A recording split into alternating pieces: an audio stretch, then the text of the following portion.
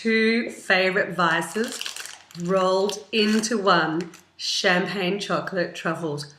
Mm, mm, mm, mm, mm, mm. I'm very fortunate. I've never been interested in any drugs of any particular kind. Champagne and chocolate have always been my drugs of choice. But I do remember that big advertising campaign from the 80s, and perhaps I'm showing my age here, which was all about just say no. Just say no to drugs. Well, I guess I was listening to that, and drugs have never really appealed to me other than the drug of champagne and the very delicious drug of chocolate. But what I think is that that campaign is such a useful campaign, and we should have all applied it to so many more things than just the drugs it was intended to scare us all away from. Most people as adults have moved away from an age and stage in life where experimenting with illicit substance holds any appeal at all. And yet most of us are so poor at actually saying no.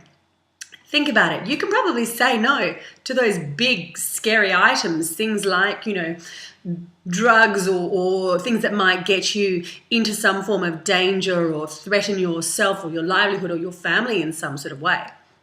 But how many things each and every day do you say yes to, directly or otherwise, that you just really wish you hadn't said yes to?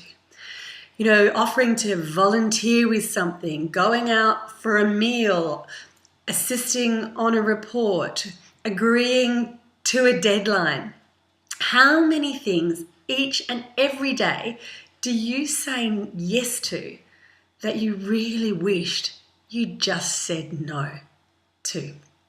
Well, my suggestion today is that we pick up that great advertising slogan from the 80s, and instead of just applying it to illicit substances and things that as adults for most of us are very easy for us to say no to, what I want you to do is now apply that just say no principle to your everyday life. And every time you're presented with an option, I want you to ask yourself, is this something I want to do? Is this something I need to do? Or is this something I have to do? Is it something I want to do, need to do, or have to do? And if it's not, if it doesn't hit any of those three, say no. Daunting at first for most people, I know, but when you practice saying no, a very exciting thing happens. Or actually, a very exciting thing doesn't happen. The world doesn't stop. You say no and life carries on. You say no and life carries on. We have such a big fear around disappointing people, letting people down, not being all things to all people all of the time, that most people are spreading themselves way too thin, saying yes to all manner of things.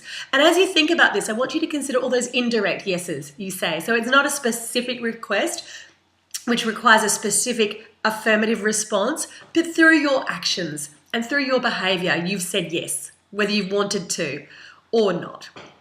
And most of us are doing this far too often and spreading ourselves far too thin and not enjoying any of it and feeling pulled in a million directions at once and feeling compromised and feeling resentful and feeling unhappy. So every time you're presented with an option today, directly or indirectly, I want you to ask yourself, is this something I want to do? Is this something I need to do?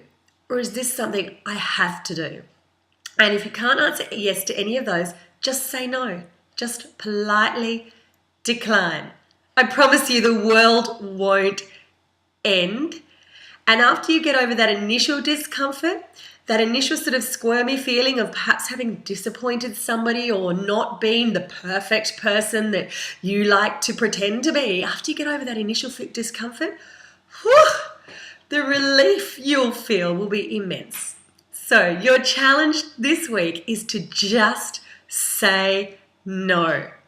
I'd love to hear what you're going to say no to, or perhaps some of the things you find yourself directly or indirectly saying yes to, whether you want to do them or not. So why don't you let me know your answers in the comments below this post. I'm Domonique Bertolucci, and you've been watching DBTV, the place to go to feel good about who you are and the life you live. If you like this video, like it, subscribe, and please share it with your friends. I'll be back with another episode of DBTV next week, and until then, take care and remember, it's not about having it all. It's about having the things that matter.